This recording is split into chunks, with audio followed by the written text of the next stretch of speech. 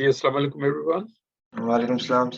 So let me just check about today's schedule. My wiki says, okay, so Zero Stars and Socially United are the two groups who will be presenting today. Hello, my name is Nimra Samutan, and I will be the first one to present in our group. Our group has name. I am one of the members, and Shana Lal Puria, Shairoz Shahid, Tala Khan, and Baklawa Sharif. Am I audible? Yes, you are. Okay, so our topic is collaborative learning and online communities. So, starting from what is collaborative learning? Collaborative learning is basically an educational approach of using groups to enhance learning through working together. Groups of two or more learners work together to solve problems and complete tasks or learn new concepts. In this, basically, multiple people or multiple students work together to work on a solution. Education innovation is basically a field which is greatly enriched by using technology in its processes, resulting in a learning model where information comes from numerous sources and collaboration takes place among multiple students. So basically what we're trying to learn here is collaborative learning with social computing via social computing, which includes student to not just student to student interaction, but which includes student to machine interaction. One attractive challenge within education innovation is the design of collaborative learning activities from social computing point of view, where collaboration is not limited to student relationships, but includes student to machine interactions. Basically, so the use of social computing improves the learning process, fosters collaboration, enhances relationships, and increases engagement. Through defending their positions and reframing ideas, listening to other viewpoints and articulating their points, learners will gain more complete understanding as a group and as they can as individuals. So right now we're not just learning as individuals, we're learning as a group, and this can widen our horizon, and we can get more opinions, we can have more viewpoints, and we could understand one problem in many different ways. Moving towards collaborative learning techniques.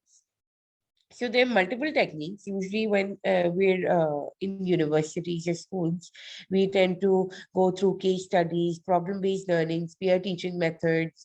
And in this, we always have a way of learning in which case studies are solved in groups. Okay, nowadays, case studies, teachers just upload on computers and they just go through it. Students just skim through it, and groups discuss together, and then they answer their question. So when it comes to techniques, we have a few techniques. Firstly, that's think, write, pair, share. In think, write, pair, share, we have it's a strategy, is cooperative learning technique that encourages individual participation. Every individual is required to participate. It can be from any grade level, any class sizes. It just requires individual participation. Then it has a round table. Round table is basically a learning strategy that allows you to assess your past knowledge.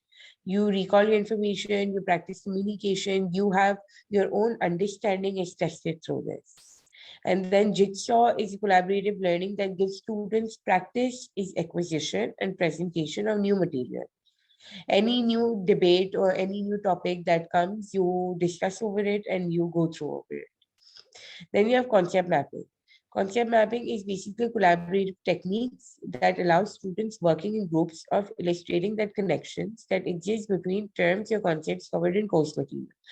So if you have a certain topic in your course material, as if you are studying a chapter, so a way to illustrate and using animations or using different sort of connections, discussing it in your groups, that is concept mapping. You make certain illustration, so you could explain yourself or you can explain your group what the chapter actually means. Moving towards an interactive activity, I have organized an interactive activity for all the members in our class. So this is one is a myth and one is a truth. I will want you all to respond in the chat. So first one is collaboration creates ownership and collaboration requires ownership. I would want you all to tell me which one is the myth and which one is the truth.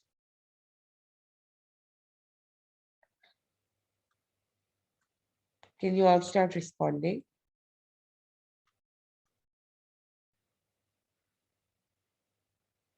Maybe just unmute yourself and say it.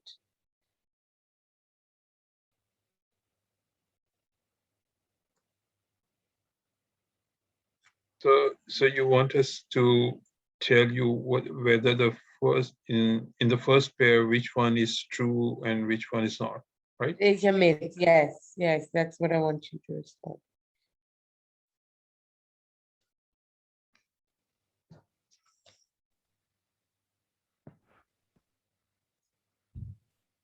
So I would think in the first pair, a collaboration creates ownership. That would what I would think.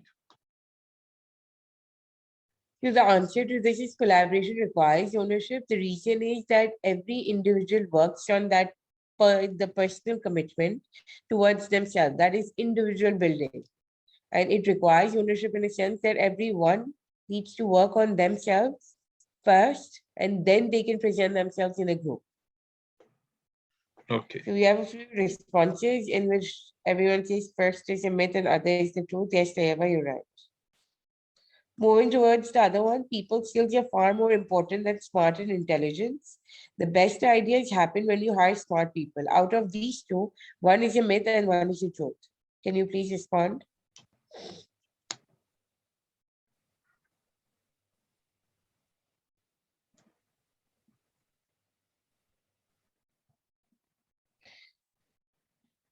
One is the truth, yes. One is the truth, and the second one is a myth because, of course, people skills are very important in any sort of business, and that is what can take you ahead.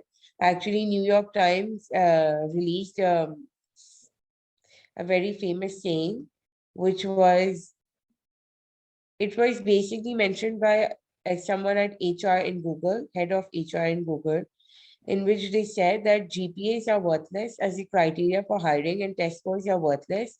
We found that they don't predict anything. So that makes up for it. For the third one, we have collaboration goes hand in hand in creativity, and collaboration is only needed when working on a solution to a problem. One is true and one is a myth. One is the truth. Yes, that's true. So my part is done here. Thank you so much, everyone. Now, my partner will be continuing. Shana will be continuing from here.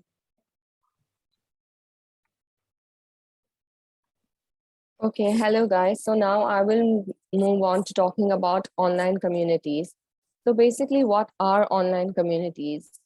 An online community is a group of people with a shared interest or purpose who use the internet to communicate with each other. Online communities have their own set of guidelines and needs, just like any other community that we know about. So any of those, your neighborhood community or any community that's physical, similarly, an online community can exist like that virtually.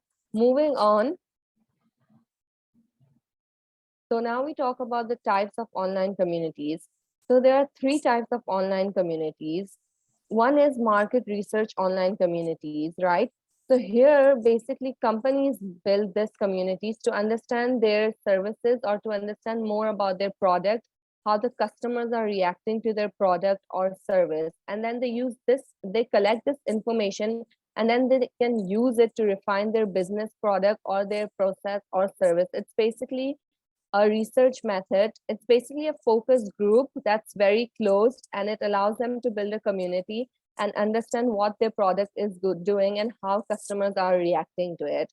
Usually the time period depends according to the company's needs. And then we move on to the next community,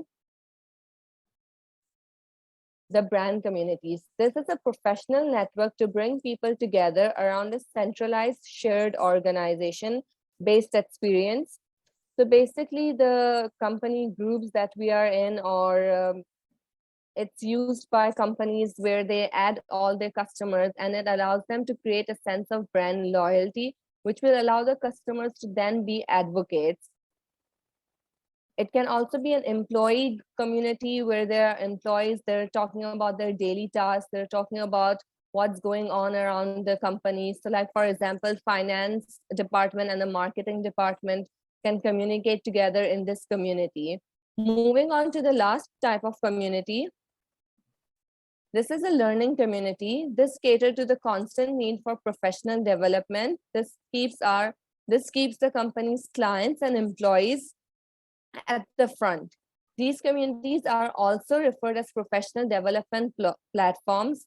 It provides a space where employees can share tips and pass useful information to each other. And then moving on, how online community platforms differ from Facebook or LinkedIn groups. So basically, we know we're in lots of groups, and obviously there are groups where there is a purpose, right? But there are similarities that's also a community. For example, the Spot Food group, where the purpose is to learn about new restaurants. The online community platforms differ slightly due to reasons of more control, right? If you create your community on social media, so like if you're a social media group admin, you're subjected to the changes that Facebook does. So if Facebook says that you can't kick out members or you can't allow them to comment, you can't change any of that. If you have your own community, you can create your own custom rules. Then more securities.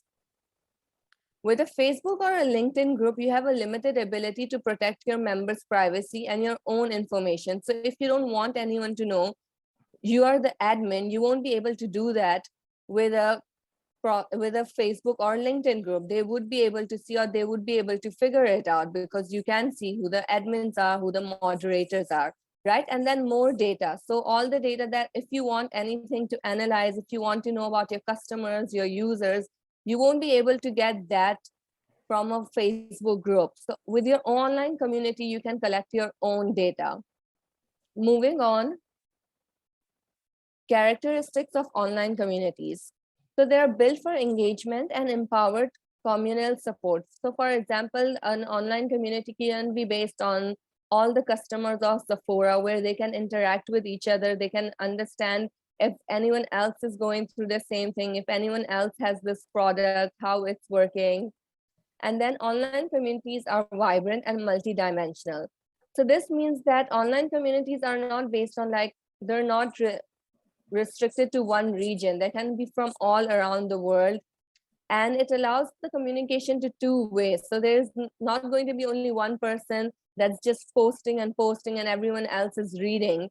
It's multidimensional, so it will allow both parties to reply, to respond, and communicate with each other. Communities grow from shared purpose. So for example, every community has one goal. So a community could be about all people who want to learn about bicycles, or all people who are bicycle fanatics. So basically, this would be a shared purpose that will allow them to talk with each other. And this would allow more people to come into this community. And then online communities are thoughtfully moderated. So obviously, the online communities need someone who can address if one discussion isn't getting too heated, or one person isn't being rude. Everyone is being respectful of each other. So we need to make sure that community management is properly going on in online communities. And then we move on to this next slide. 2 truths and 1 lie. So this is basically a game. I've written 3 sentences. 2 of them are truth and 1 of them is a lie. So you just have to figure out which one is the lie. You can just respond on chat with the number.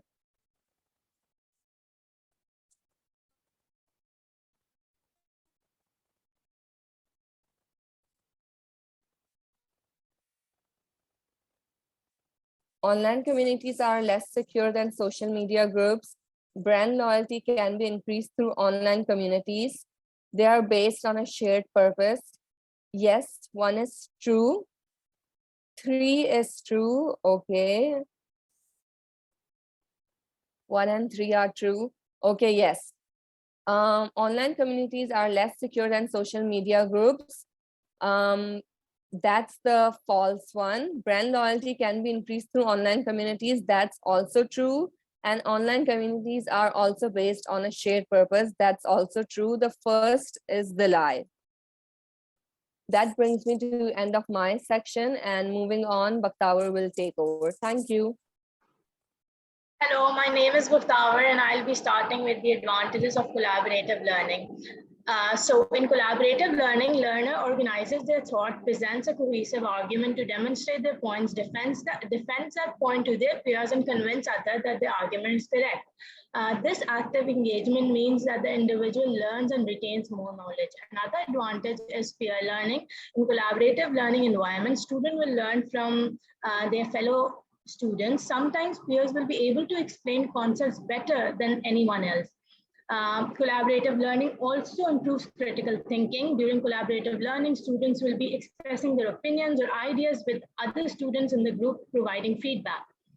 This feedback to each student will include critique as well as interpretation of opinions expressed.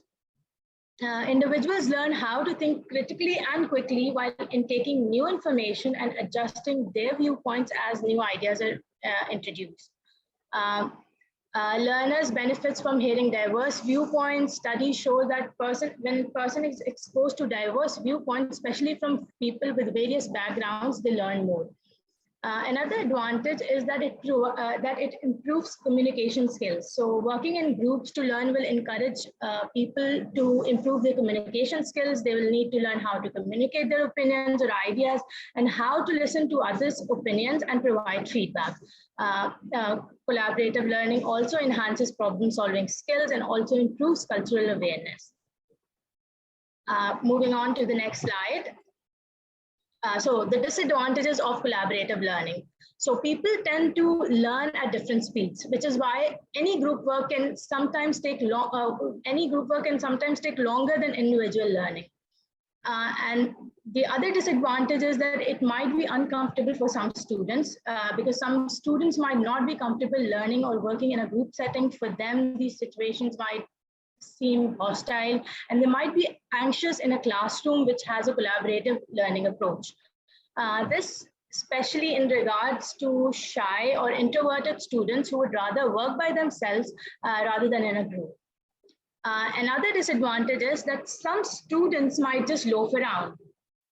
So while there might be students who genuinely pulling their weights in the group and completing their task on time, there might be students who are social loafers. These students might not do their work and instead hand it over to other students who are willing to do so for the sake of the group. This highly disrupts the learning process of the students. Another disadvantage is that plenty of time could be wasted. Students might not talk only about classroom topics during their group discussions. They might also interact and chat about other personal issues as well as trendy topics that are not related to the subject of discussion.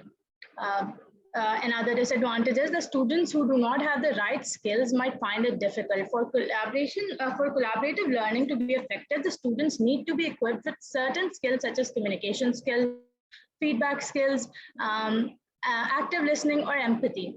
However, not all students might naturally have these skills, so they may have a tough time interacting with students in the group.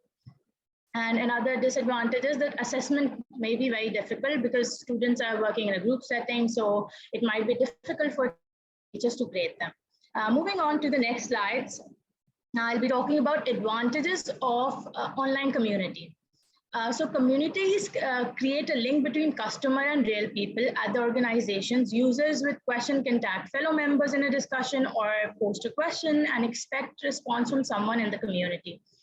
Another advantage is that you can stand out from competition with a better customer experience. Another advantage is that online communities allow people to participate from different parts of the world. And that social media platform can keep hold of key data and analytics, or just reaching your own followers is limited too. So an online community means that that full data ownership and user behavior insights. Another disadvantage of online community is the decreased support cost. one of the greatest benefits of an online community is the ability to empower your people to self-serve, reducing the time you spend on transactional calls and support costs. Moving on to the next slides, I'll be talking about disadvantages of online communities. So online forums rely on inputting text, which can be challenging for those who can't write. Someone who can't spell, don't like to write, have poor keyboard skills, or have no access to keyboard, or live with a disability that prevents them from reading text or using a keyboard. Another disadvantage is that busy online discussion forums may cause information overload. A large volume of messages can be overwhelming and hard to follow and may lead to miscommunication. The lack of physical cues in an online forum may lead to a miscommunication. And the last disadvantage is that people can go off topic. So this is all from my side. Sheroz will be presenting next. Thank you.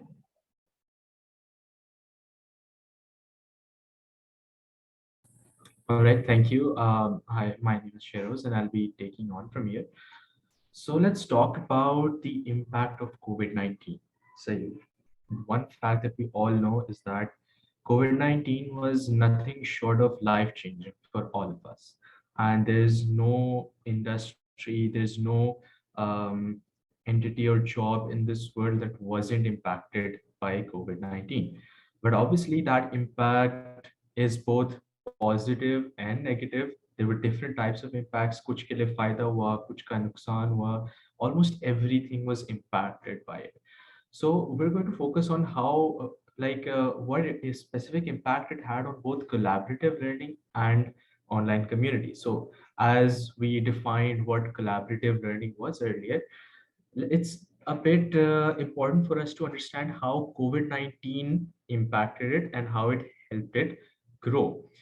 So collaborative learning was at a point, it was something considered as a second option, a backup option. It wasn't first priority for most companies and for most people, although uske pros zyada hain, it has a lot of advantages to it, but it wasn't the first priority of a company. ठीक है, लोगों को आदत भी नहीं थी and लोग companies कहते भी नहीं थे, they didn't invest in it, but it was a new and upcoming concept. The first impact of COVID-19 on this is it is forever changing the working experience. Now more than ever, we are collaborating through our learning, for our work, for everything. We have to collaborate.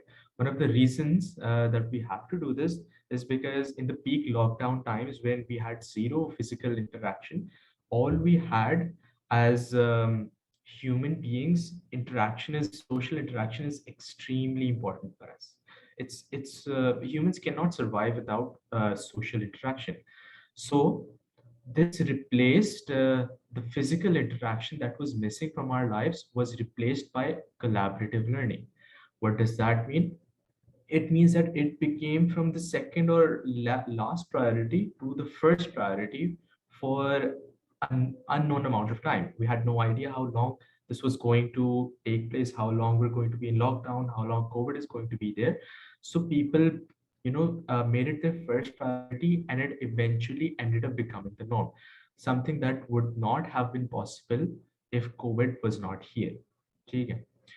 And it also increased the emphasis कि हर चीज में they emphasized on collaborative learning. Companies realized the advantages they have through it. The company and people also realized the multitude of opportunities they have. So पहले तो we were just bound to physical opportunities within our area. ठीक है, we had work opportunities, उसमें transport issues आते थे, and आपका 2-3 issues आते थे.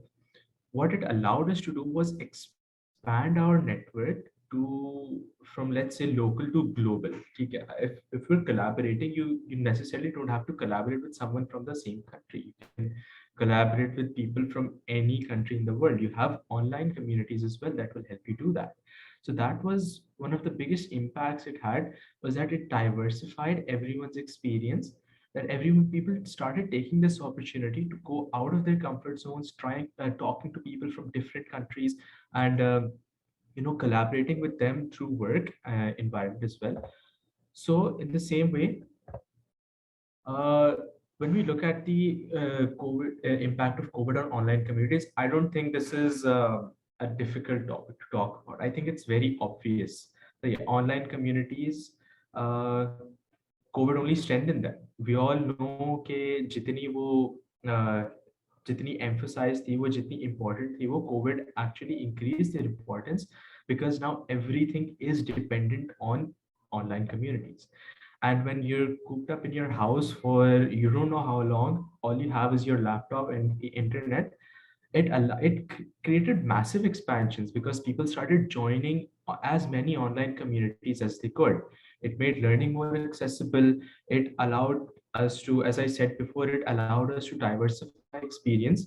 So in a way, it is understood that when it comes to online learning, online collaboration, COVID-19 had nothing less than a massive impact, massive positive impact on these, because they allowed us to, you know, have a little different way of living our lives.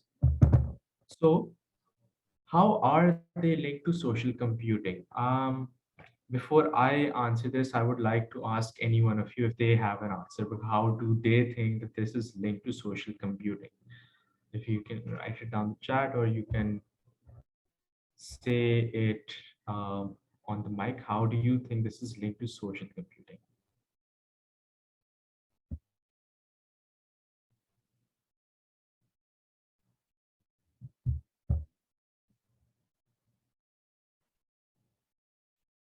All right, yeah, due to the collaboration factor. Yes, exactly. So social computing, as we defined it earlier, was the replication of social norms through computational factors. So that is exactly how it's linked to social computing, because it allows us to replicate the social behaviors that we display in a physical setting, but now in an online setting. So moving forward with that, uh, Talha is going to take over here and he's going to continue with the presentation. Thank Next slide. Hello, everyone. So I'll be talking about the impact of collaborative learning on the business. Hello, next slide.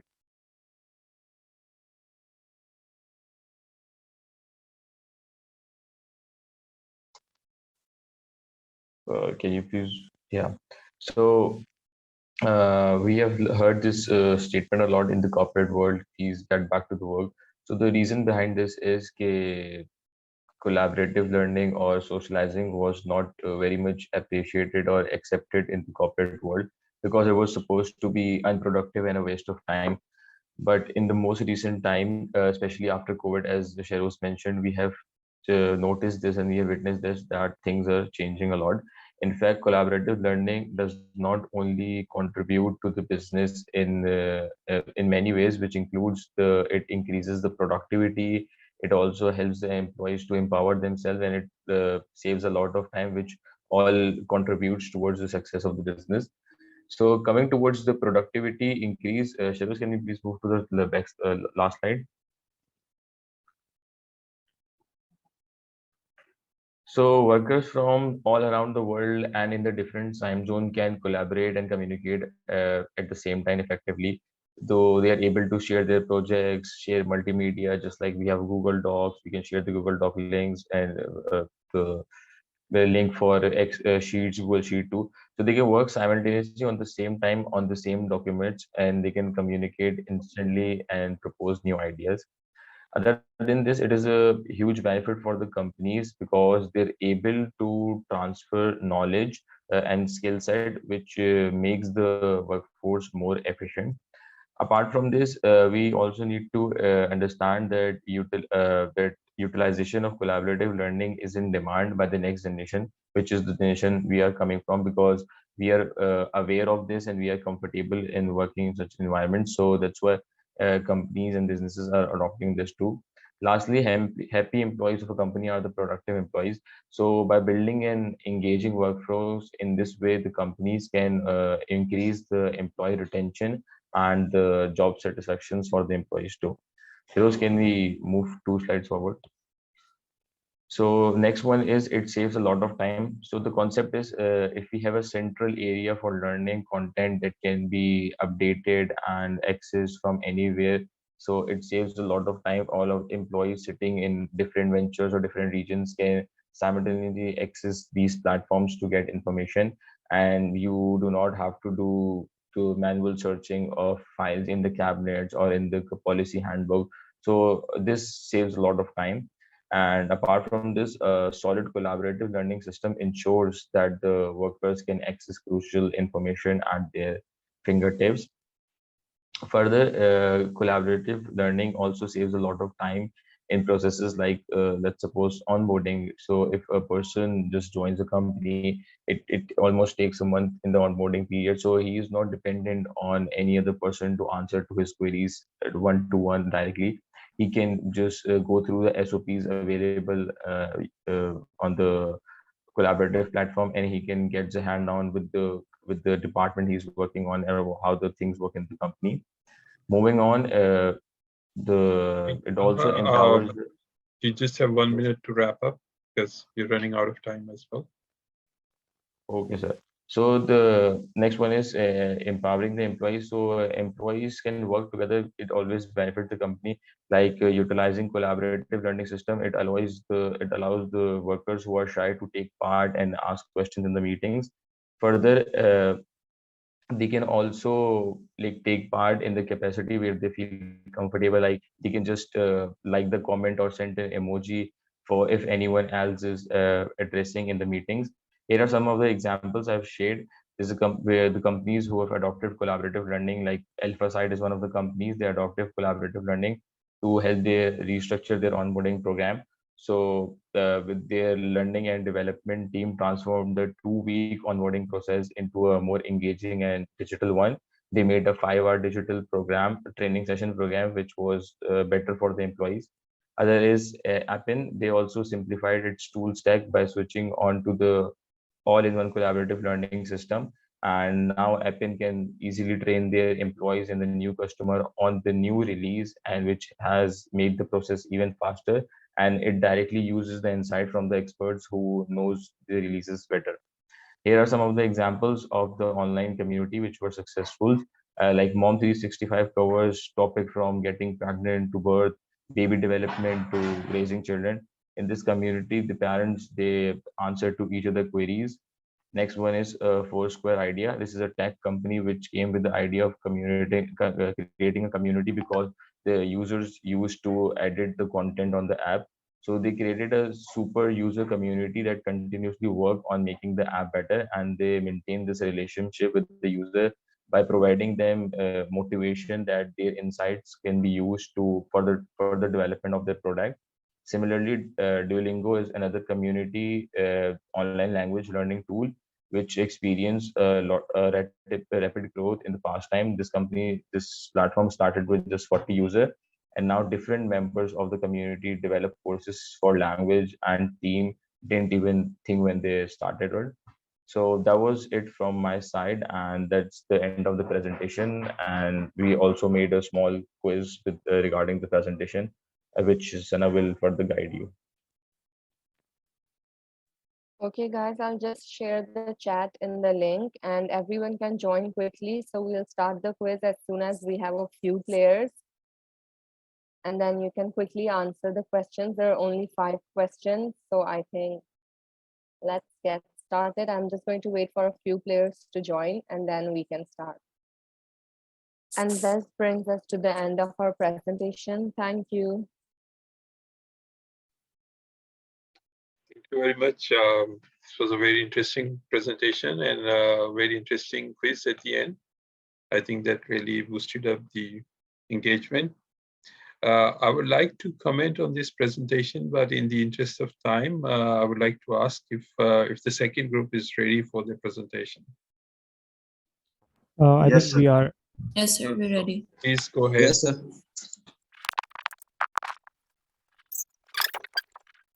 Okay, Assalamualaikum everyone. Our team name is Socially United, and today we will be presenting on social computing as a healthcare tool. Our group members are me, Huda Hashim, Ishaq Ahmed, Karan Kumar, Abdullah Tahir, and Bilal Aslam. Okay, next slide. Next. So I will be beginning this presentation with briefly discussing what social computing is. Social computing is an interactive and collaborative behavior between computer users. The internet allows the users to interact through mediums such as social media sites, blogs, wikis, multiplayer games, etc. Next slide. So the combination of social computing and healthcare is currently becoming very common because of after COVID. So people started to look up for symptoms on the internet and everything else. So it is a concept about availing information to patients using social computing mediums, which will help them in making rational and informed healthcare decisions. With the rise of social computing technology, patients have the ability to connect with one another and share their first-hand experiences. Hospitals and other healthcare organizations are also using social computing for promotions and engaging customer experiences. It connects the patients, doctors, caregivers, and other healthcare providers to help them interact actively in care of the patient. Next slide. So now we will discuss some of the common applications of social computing and how they are combined with healthcare. So we know that blog is a website where anonymous people can post their views and stories, with the most recent post coming on top. Similarly, patients can use blogs to share their stories and empower one another outside the doctor's office. For example, they can share their knowledge about a particular disease or illness and raise awareness. They can educate others on treatment options and where to get useful resources. So another application is social networks. Social networks are health communities and small support groups which are formed around a common disease that the members have. These groups help the patients in decision-making process and also dealing with the consequences of those decisions by providing moral support. These groups are especially very helpful to people with chronic conditions, acting as a platform where they can communicate with other patients and discuss symptoms and treatments. This is slightly different than blogging, where anonymous patients can only share their stories without getting live feedback. So social computing is another, social games are another example. Social games are a great way to keep patients captivated and engaged to promote a potential learning environment. Due to the increased access to the cyber world, it is expected that casual game applications will be increasingly leveraged to drive health behavior change. Social media can be used to podcast and publish live video feeds to deliver new health information to patients and healthcare providers in a universal manner. Another application, next slide, please.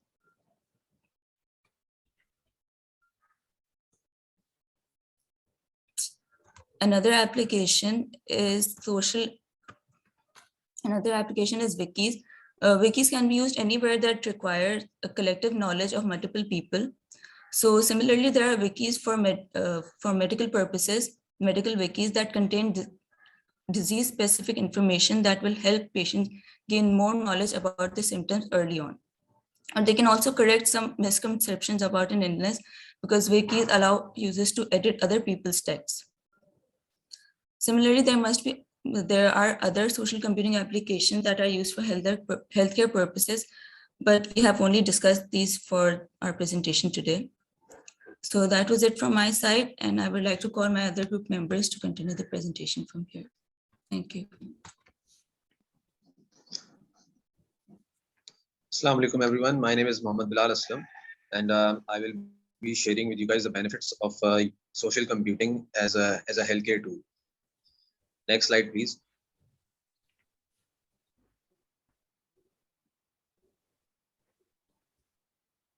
Next.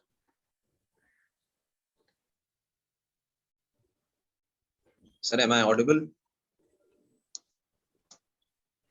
Yes, you are. Yes. Open the benefit slide.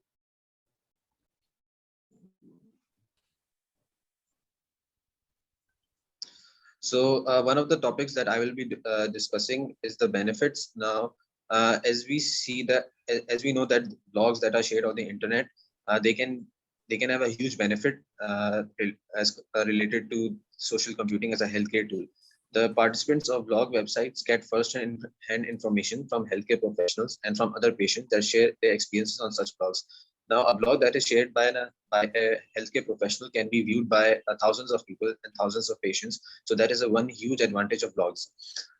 Moreover, we can have social games where young people, kids can interact and gain knowledge of healthcare education. For instance, a game where they answer the right questions and gain points, and the player with the highest points wins. This can be social games can be an interactive tool to spread knowledge and information about healthcare and how social computing can be used to spread knowledge and information about healthcare education. Another point is social networks. Patients gain a psychological sense of community as they meet virtually with others. Now, these social networks can be a medium of socializing among patients. Patients can build relationships of friendship with other people via Zoom or any other social media platform where they can interact. Another point is social media. Social media can be used as a tool to educate professionals in rural areas where the professionals, they don't have facilities or state-of-the-art facilities to know what are the recent developments in healthcare. So social media can be used where the top tier professionals can share their expertise with people in rural areas, and which can be beneficial for the patients in rural areas as well as the healthcare professionals in rural areas. So these are the benefits of using social computing as a healthcare tool. Next.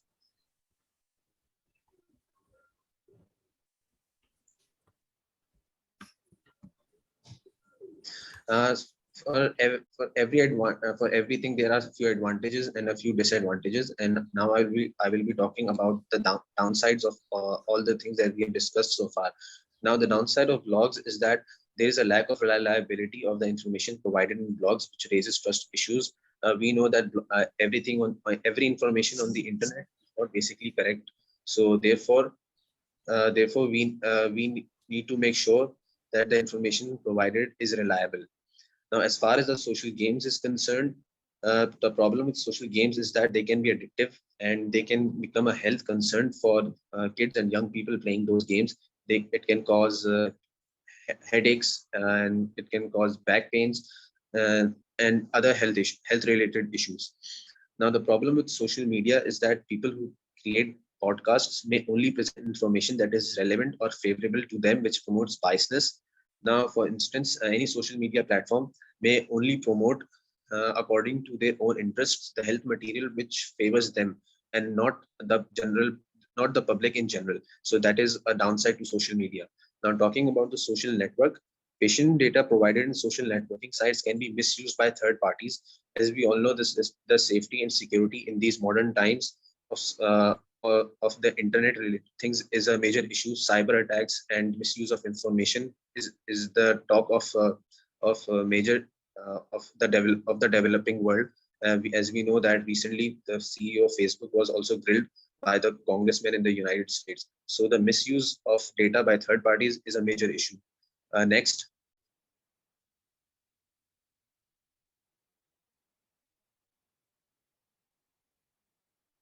Next. Now we will also talk about the solutions as to how we can improve social computing and how we can use it in a better way. Now the solution for blogs is that, previous slide please.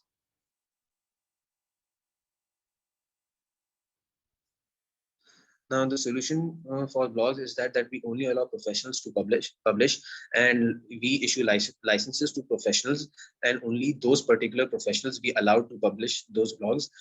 And that way we can maintain the reliability of those blogs. And as far as the social games are concerned, we can publish health advisory with those games, where we tell people that we should be playing games more than this time frame, where children or parents are better educated about health risks, and going even further, we can have time restrictions on students. Now, as to how we can make the use of social media even better, we can introduce state laws to make social media crimes punishable, because social media can lead to biasness and even crimes against people, where the data is misused. And we can have strict accountability of social media platforms as well. Now, social networks, as we discussed, that social networks are used as a tool where people can build up relationships, and where the data can be misused. So we can grant copyrights to publishers, so that their data and their experience is saved, where no one else copies their stuff and publishes as their own. So we can have copyrights as well to protect their interests. From now onwards, I would like to invite my next team member, Abdullah, to take over from here and take our presentation even further. Thank you. Hello, this is Ishaq Ahmed. So I will talk about the innovations or the real life examples of healthcare considered as a social computing. So the first one is the open pediatrics. So basically, the pediatrics is a reliable open access platform for making life-saving best practices available on demand. So it also provides a social network to support active learning and collaboration among clinicians, and is now available in 132 countries across 6 continents. So basically, the idea of open pediatrics was inspired by a multiplayer modern warfare video game named Call of Duty. Dr. Jeffrey Burns once saw his son playing this game, and while observing, Burns realized the power of social computing in bridging geographic boundaries and facilitating collaboration and problem solving. So basically, Open Pediatrics Director of Operations Steve Carson says that openpediatrics.org has been purposefully designed to promote and support community first, rather than taking a content-centric approach like a traditional massive online classes. For example, the site's World Shared Practice forums are monthly discussion-based videos with international clinical experts that allow clinicians around the world to exchange best practices. So Open Pediatrics team is actively improving functionality to extend collaboration and interactive capability. Citing the ventilator simulator as an example, the ventilator simulator gamifies mechanical ventilator protocol education, allowing users to work through progressively difficult interactive stages to test their knowledge and skills using a simulated ventilator. This simulation culminates in 9 immersive bedside experiences in which users treat as an entire 2 to 5 day admission in a 30-minute simulation. So next one. So the next one is the White.pk, which is Pakistan's leading digital healthcare pharmacy. So this platform enables us to order online medicines, and also we can have online consultations with doctors to talk having sitting at home, and we can also have online test and results get sitting at home. And we have the Y.pk also offers online pharmacy and lab tests and doctor consultation available at home, and you don't have to go anywhere. So that's it. And now Karan will continue. Okay. Hello, everyone. So, in a recent survey from Morning Consult found that the 34% of US adults currently tracking or manage their health using a mobile app. So it means I think it's a survey before the pandemic, where if we take the survey now after the pandemic, this person must have increased. So except the Dawai.pk, can any of you name any other medical consultancy operating in Pakistan that provides the online consultation or the tests and all these things, or provide the medicines? Can any one of you name any except Dawai? Maybe you can type in the chat box, or you can unmute yourself.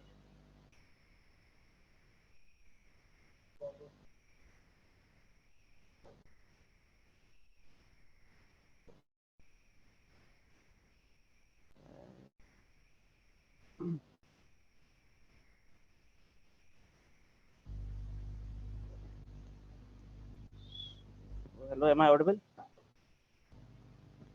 Yes, yes. Yes, you are. Okay, Abdullah, can you please show the website that you have opened, the maram.pk? Sure.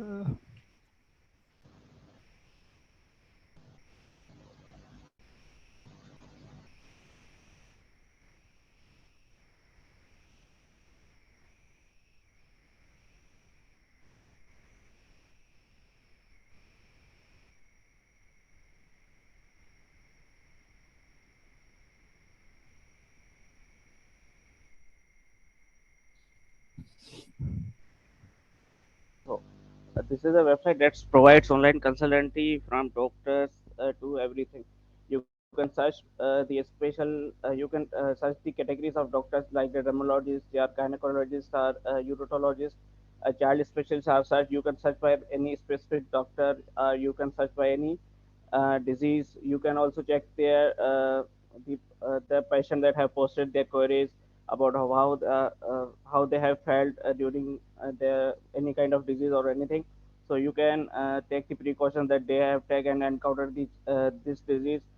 So by taking all these cautions, you can prevent from a major loss. So this was an example of a social computing using as a healthcare tool. So Abdullah, go back to the PowerPoint.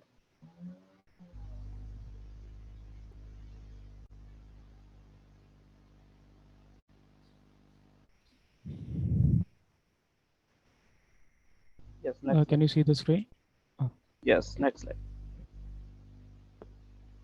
So there are few things that in the future, maybe the blogs that I read about, it was before pandemic. Now and if we take the pandemic in our consideration, these things have already been done.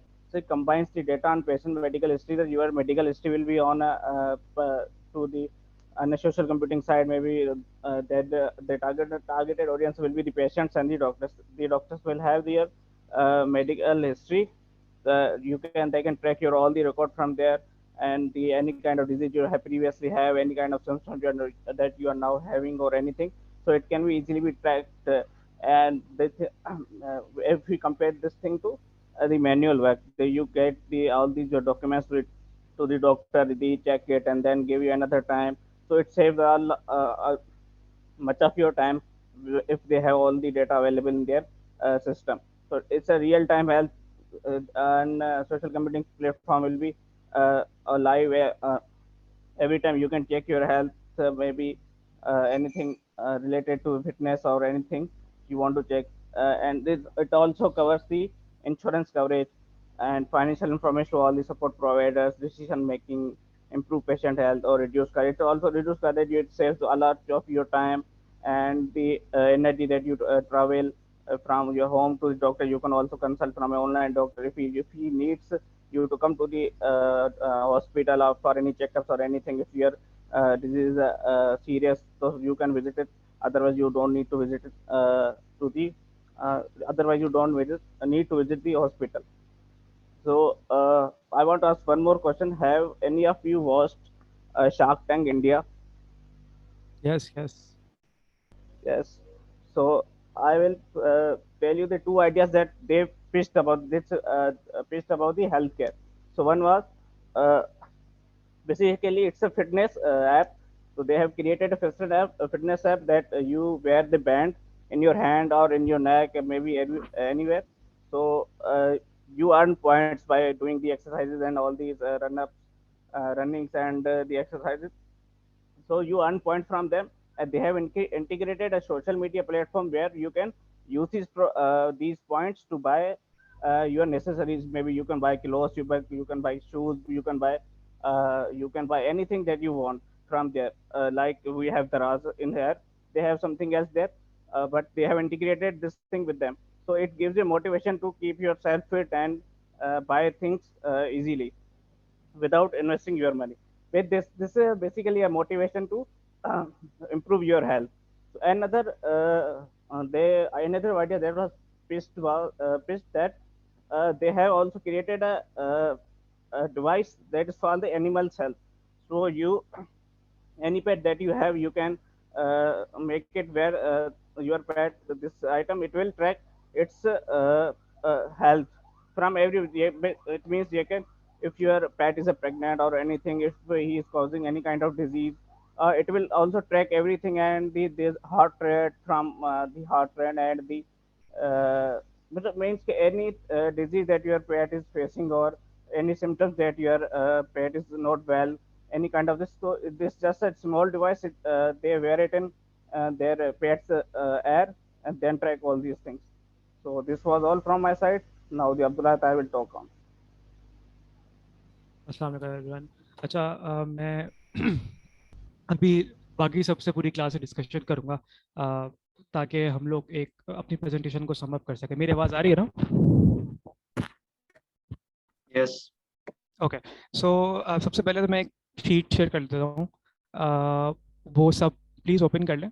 उसके बाद हम लोग अपनी discussion continue कर लेते हैं।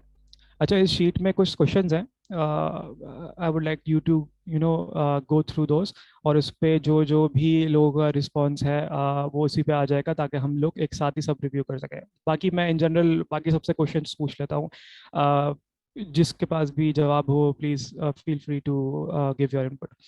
अच्छा, अभी कोविड का ज़माना चल रहा है, ख़त्म हुआ नहीं है, तो किसी को यहाँ पे आई एम श्योर कुछ लोगों को तो हुआ होगा, क्योंकि कोविड रेट की जो पॉजिटिविटी है वो इस एक्सटेंट तक पहुँच चुकी थी पाकिस्तान के, 1 in every 10 people would have Covid.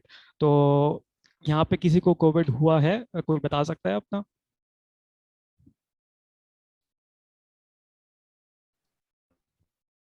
I have never gotten that disease, but I can talk about a friend. अच्छा, तो आपको नहीं हुआ? नहीं, क्यों नहीं हुआ? बहुत सारे दोस्तों को हुआ है, लेकिन मुझे नहीं हुआ। अच्छा, बड़ी बात है। अच्छा, तो मतलब उनका क्या उन्होंने किस तरह उसको टैकल किया, किस तरह डील किया? ये कुछ इस चीज़ का आइडिया है आपको, या फिर दोस्त को भूल गए जब उसको कोविड हुआ? बस उन्होंने वही क्वारंटाइन अपना पीरियड स्पेंड किया सबसे अलग होके, अच्छा। और रिकवर कर लिया, बिकॉज उनकी एज ऐसी थी, वो कोई ना वो बिल्कुल जो है उस एज में थे, ओल्ड एज में, ना वो बहुत वैसे उसमें थे। तो ठीक है, तो उन्होंने अपनी सिम्टम्स वगैरह पे किस तरह उन्होंने, मतलब जैसे कि मेरा एक दोस्त है, उसने बताया था उसकी फैमिली को कोविड हुआ, तो मैंने भी ना उसकी हेल्प करने के लिए गूगल पे सर्च वगैरह किया था कि भाई इसके सिम्टम्स क्या होते हैं, इसके किस तरह उसको टैकल किया जा सकता है, क्योंकि इसमें कुछ नेचुरल वेज भी होते हैं कि ये जूस पियो, मैं एग्जाम्पल दे रहा हूँ। तो इस तरह की कोई चीज़ उन्होंने ट्राई की थी, या आपने ट्राई की थी अपने दोस्त के लिए, जानने वाले के लिए, जो भी है? ऑनलाइन मैंने सर्च किया था उनके सिम्टम्स जैसे ही मुझे खबर मिली थी, तो सिम्टम्स का मैंने देखा था सबसे पहले, क्या क्या मसले होते हैं, डेथ के चांसेस कितने होते हैं, तो ये सब सर्च किया था। डेथ के चांसेस से पहुंच गए। तो अच्छा। लेकिन ये है कि उनका फिर सोशल मीडिया के ऊपर उनका पोस्ट आ गया था कि मीडिया ने बहुत हाइप क्रिएट की हुई है फालतू में, कोई इतना बड़ा मसला नहीं है। तो मतलब उनको सिम्टम्स थोड़े माइल्ड ही होंगे प्रोबब्ली। लेकिन ये कि जो क्वारंटाइन की वजह से बहुत ये इंफॉर्मेशन फेसबुक पे बहुत ज्यादा स्प्रेड हो रही थी कि अगर घर में जगह है तो घर पे ही आप जो है सेपरेट होके बैठ जाएं सबसे, आप एक्सपो सेंटर मत जाएं, क्योंकि वहाँ पे बहुत कंडीशंस खराब है। तो जब सिम्टम्स आए थे उनको, तो उन्होंने फर्स्ट स्टेप क्या था? वो डॉक्टर के पास गए, ऑनलाइन देखा, या फिर मतलब ऐसा क्या किया, डायरेक्ट खुद जाके टेस्ट करा लिया इस तरह? वो खुद ही क्योंकि डॉक्टर हैं, तो वो तो हर वक्त हॉस्पिटल में खुद ही होते हैं, तो अच्छा। अच्छा, उन दिनों तो हो ही रहा था डॉक्टर्स को। तो अपने आप को तो प्रिस्क्राइब किया टेस्ट? उनका टेस्ट वहीं हो गया फिर हॉस्पिटल में। अच्छा अच्छा अच्छा अच्छा, सही है। तो वैसे अगर जनरली बात की जाए आजकल, जैसे कि मेरे ग्रुप मेंबर ने बताया था कि मरहम वगैरह वेबसाइट्स हैं, दवाई वेबसाइट है जहाँ पे ऑनलाइन मेडिकल सप्लाईज ही मिलती है, लेकिन वहाँ पे ऑप्शन अवेलेबल होता है कि आप वर्चुअली अपॉइंटमेंट्स बुक कर सको, वहाँ पे टेस्ट बुक कर सको कि आपके घर में बंदा आ जाए आपको टेस्ट कर दे। तो उस तरह की चीज़ें उन्होंने ट्राई की थी, मतलब वो तो खैर डॉक्टर थे। इन जनरल कोई जानने वाला है तुम्हारा जो कि जिसने online virtual medical health clinic जो होते हैं वहाँ पे किसी डॉक्टर से अपॉइंटमेंट ली हो, किसी भी वे में, कोविड के लिए या फिर किसी भी वे में? नहीं, मैं ऐसे किसी को जानता नहीं हूँ जिसने डिजीज के लिए लियो। ये है कि किसी को अगर थेरेपी चाहिए होती है ऐसे ही मेंटल हेल्थ के लिए, तो लोगों ने हम्म। किया है, लेकिन वैसे किसी डिजीज के लिए तो नहीं। कोई भी वैसे सीरियस डिजीज होती है उसके लिए ज्यादातर लोग हॉस्पिटल ही जाएंगे या क्लिनिक जाएंगे, वो ऑनलाइन क्या दिखाएंगे। ठीक है। वैसे वो जो आपने थेरेपी वाली बात की, उसमें एक सबसे बड़ा फायदा ये भी है वर्चुअल जो हेल्थ क्लिनिक्स होता है कि आपको एक अपॉर्चुनिटी मिल जाती है, क्योंकि इस चीज़ में ऐसा होता है कि आप थोड़ा थोड़ा अशेम्ड फील करते हो शुरू शुरू में, क्योंकि एक ये चीज़ बनी हुई है सोसाइटी में कि इसको लुक डाउन अपॉन करते हैं। तो ऑनलाइन से एक वो चीज़ में बैरियर मिल जाता है कि आप अपने आप को ना एक चीज़ स्टार्ट कर सको विद द व्हील, तो आपको हम्म इतना एक्सपोज करना नहीं पड़ता अपने आप को। तो उसका ये बहुत बड़ा बेनिफिट है ऑनलाइन वर्चुअल हम्म क्लिनिक्स का।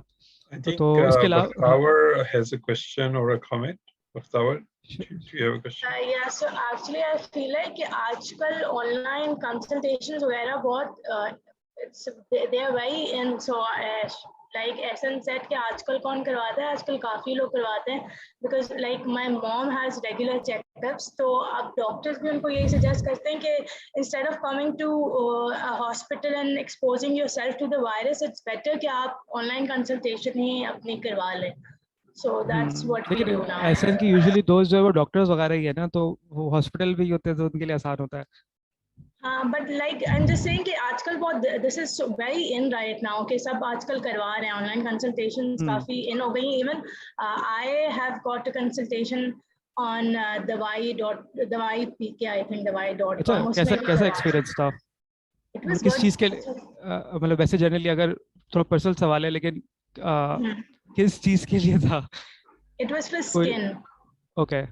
तो स्किन कंसल्टेशन, तो yes it was good, अच्छा था. मतलब it's better कि instead अगर हम because right now I think going to the hospital and exposing yourself to the virus, we really मतलब even the doctors recommend कि आप online ही करवा लें, तो वो तो hospital से I don't think it's linked, लेकिन मैंने फिर दवाई.com से किया. So Bhaktawar, was that a video consultation or a telephonic? Yes, it was a video consultation. Right. सही। उसके बाद जो Although I think this I hate to interrupt you guys in such a beautiful discussion, but we have to be mindful of time. So please try to wrap up in next few minutes. Okay sure. So I and the discussion here. उसके अलावा जो activities वगैरह का मैं देख रहा हूँ sheet पे, let me see if anyone wrote. अच्छा, उसमें सेकंड पेज भी है, क्योंकि फर्स्ट पेज पे रिस्पॉन्स है वो बेसिक रिस्पॉन्स है। चलें फिर हम लोग will wrap up this time. Is there any questions?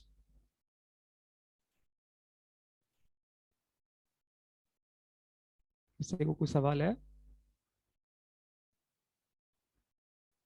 I think will end it here. All right, thank you, Abdullah. I really was enjoying your discussion, but unfortunately, due to the short of time, we had to come to this conclusion. So I have sent you a form which you'll require to provide feedback to the two groups who presented today. I thoroughly enjoyed both the groups. I really was like surprised by the quality of both the presentations. You really did very good job. But there were some weaknesses also, and I would like your peers to point them out for you. So when you submit this form, you'll have a link for submitting another response. So you will submit your response for one group, and then when you press the submit button, you'll be given a choice to submit another response, and you use that to provide feedback to the second group. So you use the same link for submitting 2 responses today, and please be candid and honest in providing your feedback. I personally think both presentations were really fantastic. I learned a lot today in this group. So please take your time, remaining few minutes to provide feedback to both the groups, right? And because it will also count towards your own group performance as well. So this is a compulsory part. I keep reminding you that providing feedback to the groups is a compulsory part. So I'm also like very eager to provide my own comments, individual comments to these 2 presentations, but maybe if I get time in the next class, I'll provide that because it links to the content we are trying to cover in this course. So thank you very much, both the groups. I'll leave you here, and please complete the forms in your own time. But I'm stopping the recording now. Thank you, everyone.